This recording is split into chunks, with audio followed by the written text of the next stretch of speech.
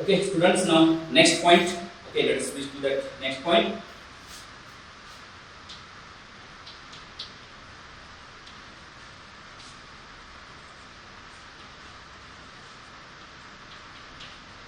Supplementary quantities. Okay, supplementary quantities.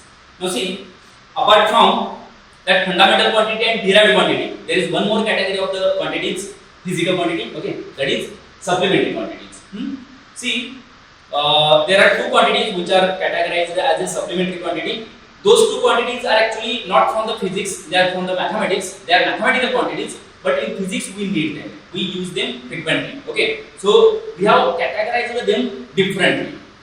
They are neither fundamental nor derived. Okay, so we categorize them as supplementary quantity, as a third type of the quantity. Actually, it is not type of the quantity. There are only two types of the quantities, fundamental and physical. Whenever in the exam, if they ask write the names of the types of the quantity, okay, then you should not write this quantity as a type of the quantity. Supplementary quantity is not the type of the quantity. Okay, it is just supplementary. Supplementary का मतलब पता है ना आपको?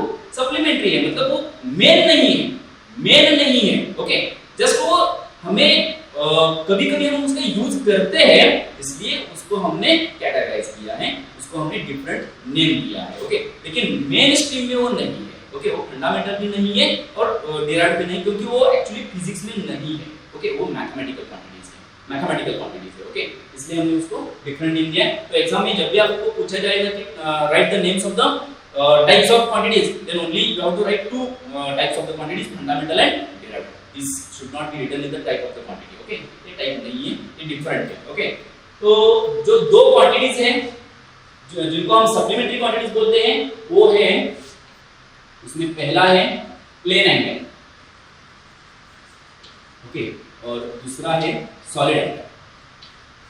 देखो ये mathematics के terms है ना, लेकिन फिजिक्स में ये हमें चाहिए. ओके, फ्रीक्वेंटली हम इसका यूज करते हैं, तो फिजिक्स में भी उनको एक कैटेगरी दी गई है. तो plane angle and solid angle. अभी प्लेन एंगल का मतलब क्या है और सॉलिड एंगल का मतलब क्या है? ओके, इन दोनों में क्या डिफरेंस है?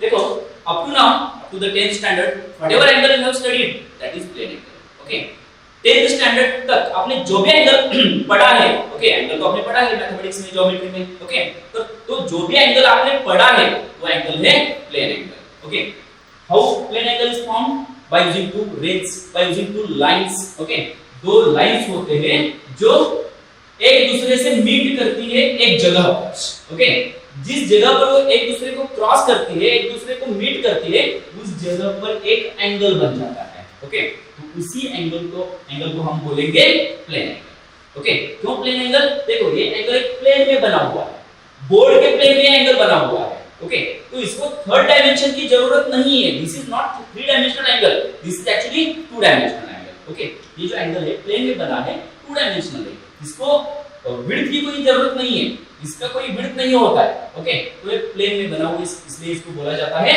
Plane angle. ओके, अब सॉलिड एंगल क्या होता है?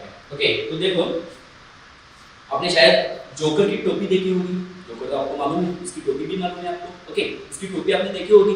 तो वो टोपी सपोज आपने निकाली है उसके सर से और उसको उल्टा पकड़ा है, उस टोपी को आपने उल्टा पकड़ा है. ओके, तो वो किस तरह से दिखेगी?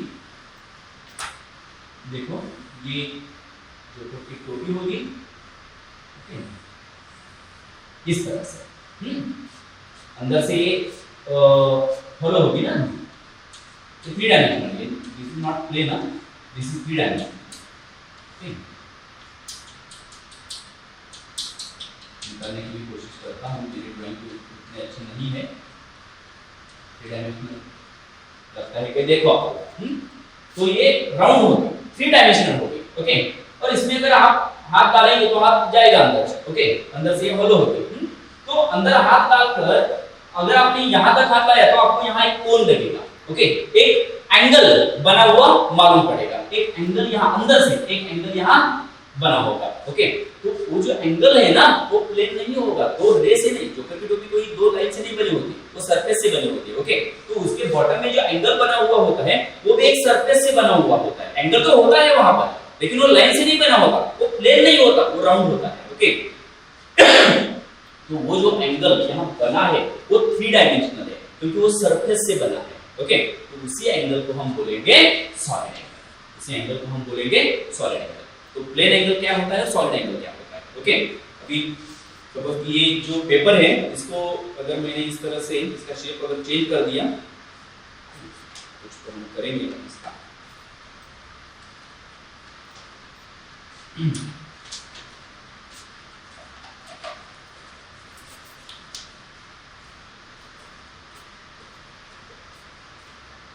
ओके, इस तरह से अगर हमने इसका शेप चेंज कर दिया तो देखो अभी यहाँ पर एक्चुअली पूरा यूनिट होना चाहिए यहाँ पर। ओके, तो अंदर से देखेंगे तो इस जगह पर अंदर से ओके इस जगह पर एक एंगल बना हुआ होगा ना, तो एंगल जो होगा वो इस तरह से राउंड होगा ना, 3 डायमेंशनल होगा।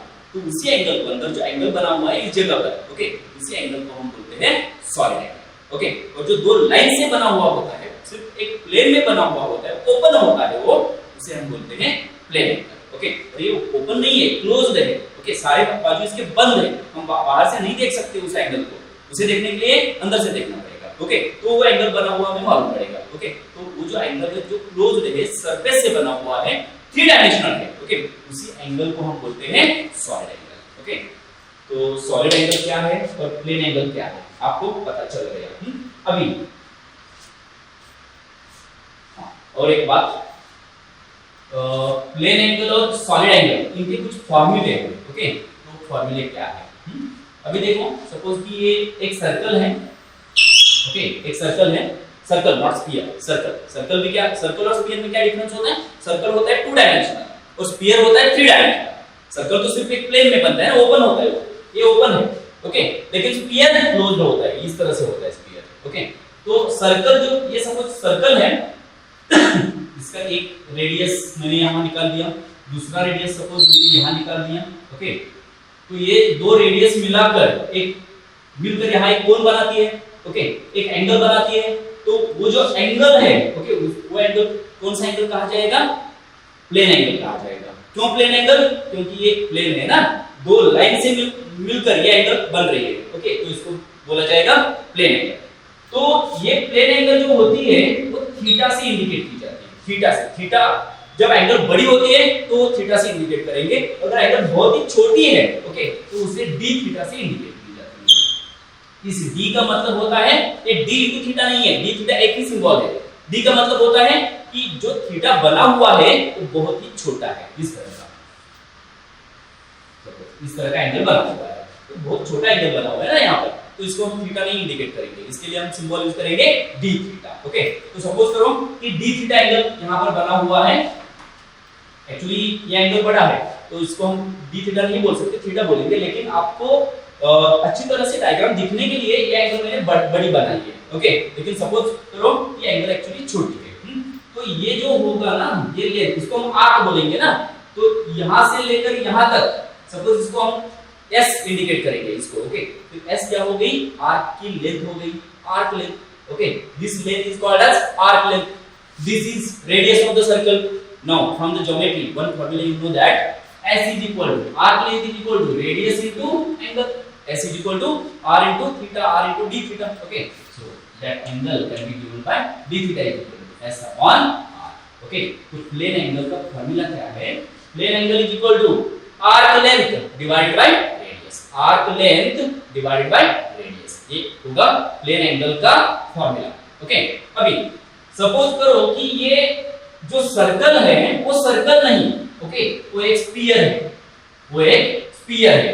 अभी स्फीयर तो मैं यहाँ ड्रॉ नहीं कर सकूंगा, मेरा जो बोर्ड है 2 डायमेंशनल है, 3 डायमेंशनल तो नहीं है। ओके, तो आपको इमेजिन करना पड़ेगा कि स्फीयर किस तरह से यहाँ पर होगा। ओके, तो ये एक स्फीयर है इस तरह से। तो उस स्फीयर का मैंने छोटा सा पैच लिया, एक छोटा सा एरिया, फुटबॉल आपने देखा होगा। ओके, फुटबॉल तो कंटीन्यूअस नहीं होती ना, वो पैच जो होते हैं ना, वो पैच मिलाकर फुटबॉल तैयार की जाती है। ओके, उसको आप देख सकते हो, फुटबॉल के ऊपर पैच लगे होते हैं। ओके, उनको कनेक्ट किया होता है। ओके, तो एक पैच कंसीडर करो, वो फुटबॉल स्फेरिकल है। ओके, तो उसका एक पैच कंसीडर करो, तो वो जो पैच है ना, अभी मैं यहाँ पर दिखाने की कोशिश करूंगा, ये सपोज इस तरह से ये पैच है। ओके, इस तरह से एक पैच यहाँ बना हुआ है। तो उस पैच के उस पैच को सपोज कि हमने यहां सेंटर से जोड़ दिया इस तरह से, ओके, इस तरह से हमने जोड़ दिया। एक्चुअली यहाँ दो ही लाइंस आपको दिख रहे हैं, लेकिन दो लाइंस नहीं है। ये पैच अगर इस तरह से है तो यहाँ से भी एक लाइन हम निकालेंगे, यहाँ से भी लाइन निकालेंगे, यहाँ से भी निकालेंगे, यहाँ से भी निकालेंगे, यहाँ से भी, ओके, उस साइड से भी हम लाइंस निकालेंगे। तो सारे लाइंस मिलाकर मैंने अभी जो वो कागज बनाया हुआ था ना, शेप बनाया हुआ था, उस तरह का शेप वहाँ फॉर्म हो जाएगा। ओके, तो यहाँ जो एंगल बनेगा वो प्लेन एंगल नहीं होगा, वो क्या होगा, सॉलिड एंगल होगा, क्योंकि यहाँ ये सर्कल नहीं है, स्फीयर है, और उस स्फीयर का एक पैच हमने लिया है, तो वो पैच हमने सेंटर से इस तरह से इमेजिनरी जोड़ दिया है। ओके, इमेजिनेशन में ही जोड़ दिया है। ओके, तो जोड़ते वक्त हम दो लाइंस नहीं निकालेंगे, सिर्फ दो लाइंस नहीं निकालेंगे, सारे उसके जो पॉइंट्स है ना उसके सरफेस के, उस सारे पॉइंट्स हम क्या करेंगे, सेंटर को जोड़ देंगे। तो यहाँ एक sphere, sorry not sphere, surface तैयार हो जाएगा। ओके, तो वो सरफेस यहाँ मीट होगा और उस जगह पर एक एंगल तैयार होगा, वो एंगल होगा सॉलिड एंगल। ओके, तो सॉलिड एंगल जो होता है ना यहाँ पर, उसको डिनोट किया जाता है इस सिंबल से। This symbol, I think you are familiar with this symbol, okay, from electrostatics और electricity, you may have learn in the 9th और 10th स्टैंडर्ड। ओके, आपने पढ़ा है। तो उसमें ओहम जो सिंबल है रेजिस्टेंस मेजर करने के लिए यूज किया जाता है। ओके, ओहम की रेजिस्टेंस का यूनिट है, वही सिंबल यहाँ भी यूज किया जाता है। ओके, लेकिन इसको ओम नहीं बोलेंगे, ओम तो रेजिस्टेंस का यूनिट है। ओके, और उस यूनिट का सिंबल हम ये यूज करते हैं, लेकिन इस सिंबल का नाम ओम नहीं है, ये सिंबल का नाम ओमेगा है, ओम नहीं है। ओम तो उस रेजिस्टेंस की यूनिट का नाम है। ओके, फॉर एग्जांपल अभी फोर्स का जो फोर्स वर्ड है, ओके, उसका अगर हम शॉर्ट फॉर्म लिखने वाले हैं तो यफ लिखते हैं, लेकिन यफ मतलब फोर्स नहीं, यफ मतलब यफ। ओके, फोर्स अलग और यफ अलग, नेम्स तो अलग है ना, इसका नेम फोर्स नहीं है, इस लेटर का नेम फोर्स नहीं है, इस लेटर का नेम तो यफ है, लेकिन हम ये यूज करते हैं कौन सी क्वांटिटी डिनोट करने के लिए, फोर्स डिनोट करने के लिए। ओके, उसी तरह से इस लेटर का नाम ओहम नहीं है, इस लेटर का नाम ओमेगा है। ओके, ओमेगा, लेकिन ये यूज करते हैं ओहम डिनोट करने के लिए। यहाँ हम वही सिंबल यूज करते हैं, लेकिन इसको ओम नहीं बोलना है, इसको ओमेगा बोलना है। ओके, तो अगर ये सॉलिड एंगल जो बना हुआ है, ये अगर बड़ा बना हुआ है तो वो ओमेगा से डिनोट की जाएगी, और अगर ये सॉलिड एंगल बहुत ही छोटी बनी हुई है तो उसको हम डी ओमेगा से इंडिकेट करेंगे। Okay, D omega, D omega. Okay, तो ये सॉलिड एंगल। अभी इस सॉलिड एंगल का फॉर्मूला क्या है? तो सॉलिड एंगल का फॉर्मूला होता है, इसी फॉर्मूले से हम लाते हैं उसको, d थीटा मतलब plane angle, plane angle is equal to arc length. Okay, एक आर्क बनी हुई थी ना वहां पर सर्कल पर, उसकी लेंथ है, लेकिन यहाँ आर्क नहीं है, यहाँ एक एरिया बना हुआ है, एक पैच है ना, उस पैच की लेंथ नहीं होगी, उस पैच का कुछ एरिया होगा। ओके, तो यहाँ न्यूमरेटर में हम क्या लेंगे, उस पैच का एरिया लेंगे।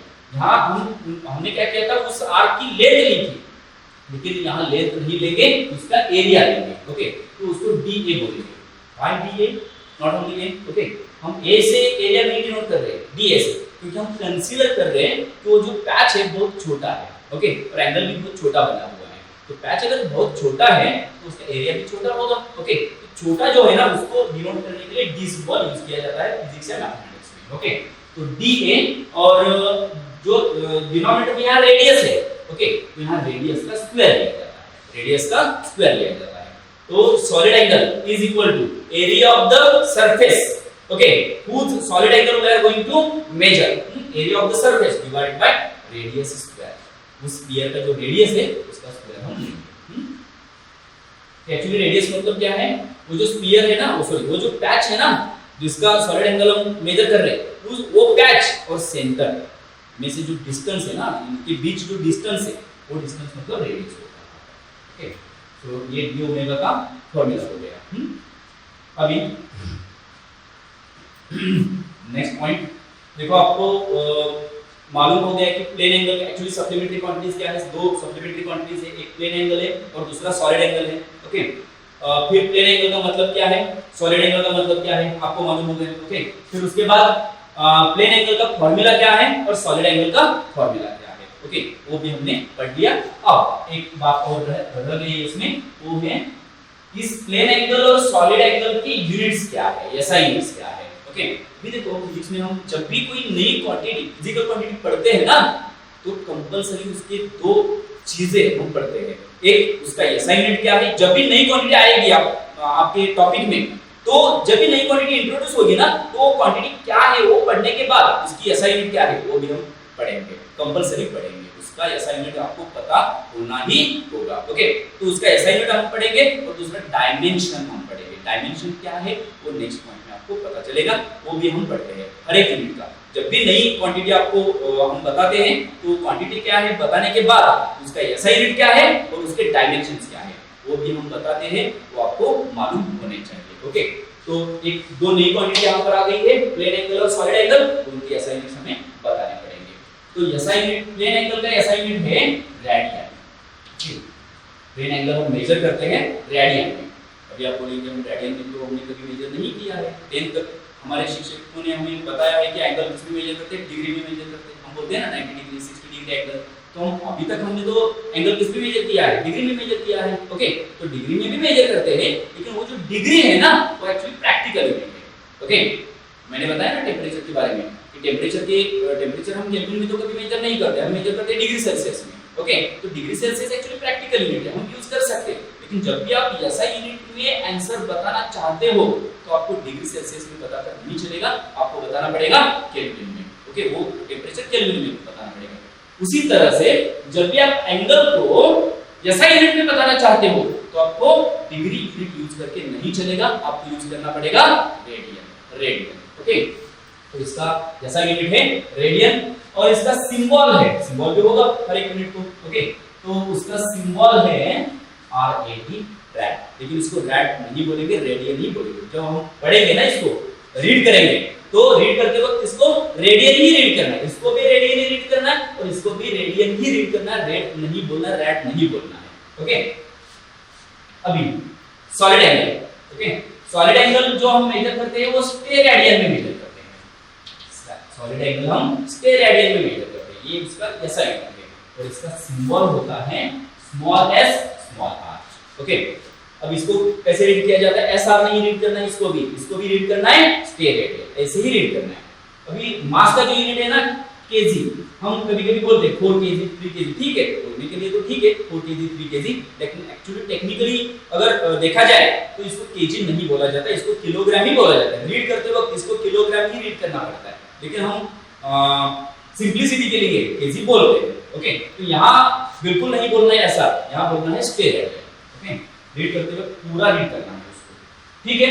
तो अभी आपको मालूम हो गया कि सप्लीमेंट्री क्वांटिटीज कौन से हैं, उनके यूनिट्स कौन से हैं, ऐसा यूनिट और उसके सिंबल्स क्या है। ओके, तो यहाँ सप्लीमेंट्री क्वांटिटीज ये जो पॉइंट है, ये पॉइंट खत्म हो गया। Okay, now let us go to next point.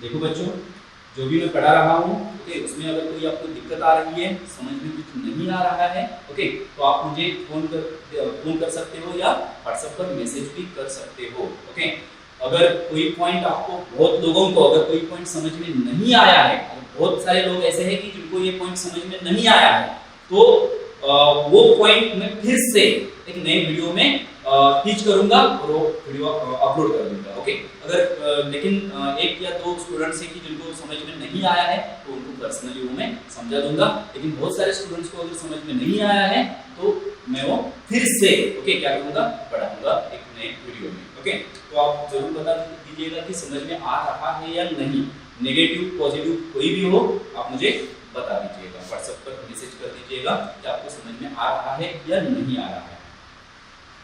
ठीक है, अभी हम जाएंगे नेक्स्ट पॉइंट। सप्लीमेंट्री क्वांटिटीज को हमने देख लिया।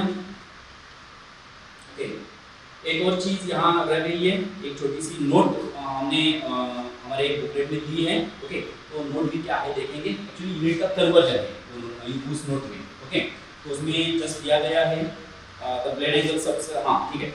देखो, अब एक सर्कल समझो हमने कंसीडर कर लिया। ओके, ये सर्कल है, तो ये पूरा का पूरा सर्कल हमने कंसीडर किया। ओके, सपोज कि एक पॉइंट है, ओके, वो यहाँ से चलना उसने सपोज करो कि स्टार्ट किया। ओके, वो यहाँ से चलने लगा ओके, और वो फिर बाद में वहीं आकर रुक गया। तो उसने कितना एंगल क्रिएट किया, कितना एंगल सबटेंड किया at the centre of the circle okay. तो आपको मालूम होगा पूरा सर्कल का जो एंगल होता है ओके, इस तरह का ये एंगल ये कितना होता है 360 डिग्री होता है ओके, या रेडियन में इसको ही बोला जाता है 2 पाई रेडियन। एक और बात बोलना मैं भूल गया, रेडियन का जो सिंबल है ना वो RAD, दैट तो है ही ओके, और एक सिंबल है रेडियन के लिए वो है C ओके। अब सपोज कि थीटा इतना एंगल है ओके, और ये रेडियन में एक्सप्रेस करना है तो उसे इस तरह से एक्सप्रेस किया जाता है, इसे रीड किया जाता है थीटा रेडियन। ये जो C है ना ये कहाँ लिखा जाता है, ऊपर लिखा जाता है ओके, इसे हम बोलेंगे रेडियन। फॉर एग्जांपल अभी 60 रेडियन है वो किस तरह से लिखेंगे हम, इस तरह से। एक तो इस तरह से लिख सकते हो 60 रेडियन, इस तरह से लिख सकते हो, या फिर इस तरह से लिख सकते हो 60 रेडियन ओके, या फिर 90 रेडियन। ऊपर C लिख देना है ओके, तो C का मतलब होता है रेडियन ओके। तो ये सिंबल है रेडियन का दूसरा। तो 360 डिग्री मतलब होता है 2 पाई रेडियन ओके। तो याद रखो पूरा सर्कल जो होता है उसका जो प्लेन एंगल बना हुआ होता है सेंटर में, उसकी वैल्यू कितनी होती है 2 पाई रेडियन। अगर स्फीयर है तो उस पूरा एक पैच अगर हमने लिया तो उस पैच का जो सॉलिड एंगल बना हुआ होता है वो कुछ तो होगा, लेकिन पूरा स्फीयर अगर हमने लिया तो पूरा स्फीयर का जो सेंटर में सॉलिड एंगल बनेगा ना तो वो होगा 4 पाई रेडियन। वो कितना होगा 4 पाई रेडियन, ये आपको याद रखना है ओके। इतना भी इंपॉर्टेंट नहीं है ये 2 पाई रेडियन कितना एंगल सर्कल का तो आपको मालूम है, याद रहेगा ही, ये याद रखने की कोशिश कीजिएगा। अगर याद नहीं रहा तो इतना इंपॉर्टेंट वो नहीं है सॉलिड एंगल। सॉलिड एंगल हमारे कैलकुलेशन में सॉलिड एंगल ज्यादा नहीं आता, कभी कभार आएगा, हम वहां पर वो सॉल्व कर देंगे ठीक है। अभी नेक्स्ट देखो convergence between the units of the angle. अभी रेडियन है सपोज ओके, पहले रेडियन या डिग्री का कन्वर्जन ठीक है। पहले उन्होंने वहां पर दिया है रेडियन और डिग्री, क्या डिग्री की जो वैल्यूज है ना उनमें से कंपैरिजन। पाई रेडियन का मतलब होता है 180 डिग्री ओके, पाई रेडियन का मतलब होता है 180 डिग्री या 180 डिग्री मतलब पाई रेडियन। तो सपोज करो आपके पास 1 रेडियन है और उसे आप डिग्री में कन्वर्ट करना चाहते हो, उसे आप डिग्री में लिखना चाहते हो ओके। तो किस तरह से उस रेडियन को डिग्री में कन्वर्ट करना है, तो आपको सिर्फ क्या करना है 180 को पाई से डिवाइड कर देना है। सपोज ये 1 है ना, सपोज ये 10 रेडियन है और उसको डिग्री में कन्वर्ट करना है, तो क्या करना है 180 डिवाइड बाय पाई लिखना है और उसको ये जो नंबर है ना 10 उसको मल्टीप्लाई कर देना है, ये आएगा डिग्री, ये आएगा डिग्री ओके। अगर 1 रेडियन है तो 180 by pi into 1 degree okay. अगर आपके पास 10 डिग्री है, 10 डिग्री ये डिग्री का सिंबल है आपको मालूम नहीं ओके, ये 10 डिग्री है और इसको आप रेडियन में लिखना चाहते हो ओके। तो किस तरह से लिखा जाएगा, तो पाई बाय 180 पहले लिखा जाएगा और उसको इनटू ये जो नंबर है ना ये 10 लिखा जाएगा। अगर यहाँ 10 है तो 10, 90 है तो 90, 50 है तो 50, ये फिक्स होगा पाई बाय 180 ओके। ये क्या होगा फिर रेडियन में हो जाएगा ओके। तो रेडियन से डिग्री में अगर कन्वर्ट करना है तो 180 बाय पाई से मल्टीप्लाई करो ओके। और अगर डिग्री से रेडियन में कन्वर्ट करना है तो आपको क्या करना पड़ेगा पाई बाय 180 से मल्टीप्लाई करना पड़ेगा ओके। ये कन्वर्जन हो गए यूनिट्स के। फिर एंगल जो मेजर किया जाता है प्रैक्टिकल उसका यूनिट है डिग्री ओके, वो है डिग्री। तो 1 डिग्री का मतलब होता है 60 मिनट ओके। ये जो सिंबल है ना ये मिनट का सिंबल है ओके। तो 60 मिनट, अभी मिनट सेकेंड ये टाइम के यूनिट है लेकिन वो एंगल के भी यूनिट है, एंगल भी सेकेंड और मिनट में मेजर किया जाता है ओके। तो 60 मिनट जब एंगल हो जाएगा ना तो उसको हम बोलेंगे 1 degree angle, 1 degree angle okay. तो 1 डिग्री एंगल को अगर 60 पार्ट्स में डिवाइड किया गया तो हर एक पार्ट कहलाएगा 1 मिनट ओके। अभी 1 मिनट जो होता है ना वो होता है 60 सेकंड। सेकंड के 2 लाइन से यूज करेंगे ओके। तो 1 मिनट होता है 60 सेकंड्स। देखो 60 सेकंड्स अगर आ गए, 60 सेकंड्स एंगल अगर हो गया तो उसको हम बोलेंगे 1 मिनट एंगल, 60 सेकंड एंगल या 1 मिनट एंगल। और अगर 60 मिनट्स एंगल वहां अगर फॉर्म हो गया, 60 मिनट का एंगल वहां फॉर्म हो गया, तो उसको हम बोलेंगे 1 डिग्री। ओके, सेम टाइम की जैसे यूनिट है ना उसी तरह की एंगल की यूनिट है, सिर्फ आवर्स के जगह हम क्या करेंगे, डिग्री लेंगे। ओके, हमें मालूम है 1 मिनट का मतलब क्या होता है 60 सेकंड्स। ओके, और 1 आवर का मतलब क्या होता है 60 मिनट्स। उसी तरह से 1 मिनट एंगल का मतलब होता है 60 सेकंड्स एंगल। ओके, और 1 डिग्री एंगल का मतलब होता है 60 मिनट एंगल। ओके, सिंपल है, लेकिन इसका भी हम ज्यादा यूज नहीं करते, तो ज्यादा इस पर एनर्जी खर्च करने की जरूरत नहीं है। याद रखेंगे तो बहुत ही अच्छा है। अगर कोई एक एग्जांपल में अगर हम इसको यूज करना पड़ेगा तो भी आपको याद होगा तो अच्छा होगा। ओके, तो याद करने की कोशिश कीजिएगा, मेमोराइज करने की कोशिश कीजिएगा। ठीक है, अभी नेक्स्ट तो एक एग्जांपल है और कुछ कंडीशंस है असाइनमेंट लिखने के। ओके, तो एग्जांपल और कंडीशंस ज़्यादा वक्त लगेगा, तो हम ये लेक्चर यहीं पर खत्म करते हैं, और वो एग्जांपल और जो कंडीशंस है असाइनमेंट के वो हम नेक्स्ट लेक्चर में पढ़ेंगे।